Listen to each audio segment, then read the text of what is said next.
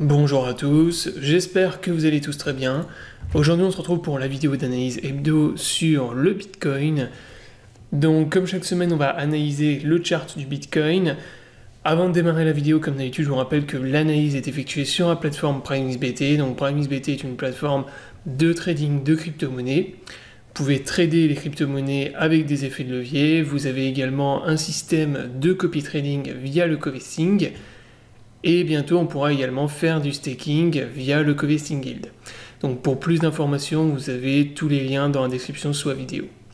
Maintenant, on démarre la vidéo d'analyse. Donc cette semaine, excellente nouvelle pour le BTC et les crypto-monnaies, c'est le rebond haussier qu'on a eu à la cassure du support. Donc la semaine dernière, si vous vous souvenez bien, je vous avais donné plusieurs scénarios, dont celui qui est en rouge ici.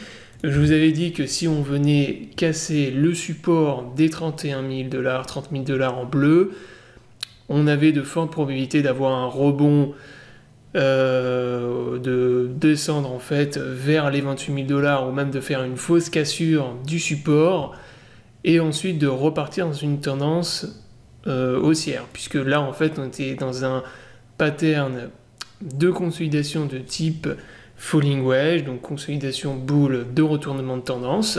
Et donc là, cette semaine, c'est vraiment ce qu'il fallait surveiller, c'était la réaction du marché lorsqu'on allait repasser sous les 30 000 $. Est-ce que lorsqu'on allait repasser sous les 30 000 $, on allait avoir un énorme dump avec un nouveau crash et beaucoup de vendeurs, ou bien est-ce qu'on allait encore une fois avoir un rachat massif comme ce qu'on avait déjà eu 2 fois par le passé. Donc la première fois lors du mois de mai, lors du crash, on était repassé légèrement sous les 30 000 $, ça a été racheté massivement.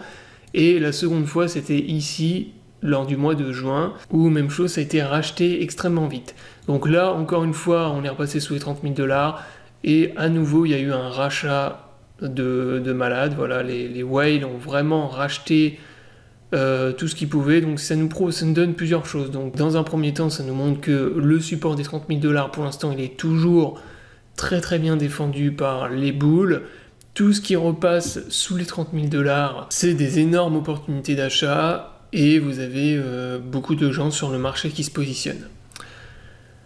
Donc ça c'est plutôt bien. Donc il y a eu 2 bonnes news du coup sur le Bitcoin cette semaine. Il y a eu d'une part la cassure du falling wedge, donc qui est un signal d'achat, et d'autre part, et c'est encore mieux, c'est la cassure de la ligne de tendance sur le RSI en daily. Donc la fameuse ligne de tendance dont je vous parle depuis maintenant plusieurs semaines, depuis le mois de juin déjà, et je vous avais dit que tant qu'on ne recassait pas cette ligne de tendance et qu'on n'arrivait pas à la break et à repasser au-dessus, et à faire un nouveau top sur le RSI, eh bien on ne repartirait pas dans une tendance bullish. Donc là, c'est chose faite. La ligne de tendance, elle a été brisée cette semaine. Et donc là, on est venu refaire un nouveau sommet sur le RSI. Et on ne fait plus en fait de sommets de plus en plus bas.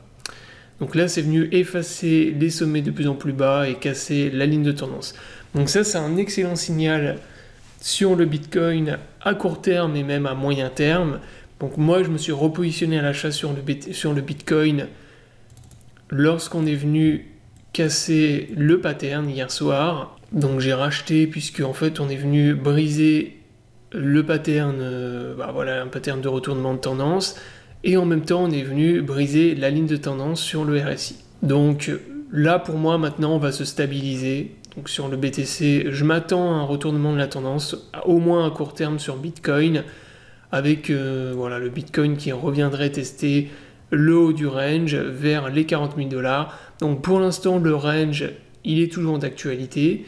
Donc on a toujours notre support majeur au niveau des 30 000 $ ici, et on a toujours la résistance majeure au niveau des 41-40 000 $. Donc ça, c'est vraiment la résistance qu'il faut réussir à franchir maintenant. C'est la zone la mieux défendue par les vendeurs. Donc si on y retourne le mois prochain par exemple, ça va être intéressant justement de voir si on va réussir à franchir cette résistance ou si encore une fois on va être rejeté comme ça a été le cas durant le mois de juin. Donc ça maintenant ça va être mes scénarios. Donc là maintenant on repart à court terme dans une tendance bullish. Donc peut-être que la semaine prochaine, on va avoir un retracement sur Bitcoin avec un pullback dans la zone en bleu, ensuite une stabilisation, et on devrait repartir viser le haut du range, donc les 40 000 $. Donc ça, c'est le scénario que je vais viser sur Bitcoin, stabilisation, pullback sur le falling wedge, et ensuite pump et retour pour tester la résistance des 40 000 $. Donc voilà, si on est un peu bear la semaine prochaine, vous inquiétez pas, c'est normal. Pour moi, là, on va avoir un retracement du pump qu'on a eu cette semaine, et ensuite je vais voir donc le Bitcoin se stabiliser et repartir dans un mouvement bull, et repartir bull, et plus tard revenir taper le haut du range au niveau des 40 000 $. Et à ce moment-là, on analysera, on verra justement les différents scénarios qu'on peut avoir. Et surtout, c'est la zone la plus importante. C'est vraiment maintenant repasser au-dessus des 40 000 $ pour avoir une continuation de la tendance haussière sur BTC. Donc voilà, j'espère que la vidéo vous aura plu. Donc excellente nouvelle pour Bitcoin cette semaine, pour les bulls. Donc si vous n'êtes pas positionné sur Bitcoin, sur les crypto-monnaies, voilà, regardez bien les AT.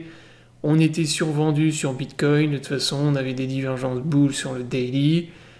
Donc il y avait pas mal de signaux bulles, pas mal de signaux qui allaient dans ce sens. Je vous invite à vous abonner à la chaîne pour ne pas rater les prochaines vidéos. N'hésitez pas également à me rejoindre sur Twitter, donc je partage pas mal d'analyses. Donc soit des analyses qui sont de moi, ou justement je repartage des analyses de d'autres personnes. Donc si ça vous intéresse, n'hésitez pas à me rejoindre. Je vous souhaite à tous une bonne journée et à bientôt pour une prochaine vidéo.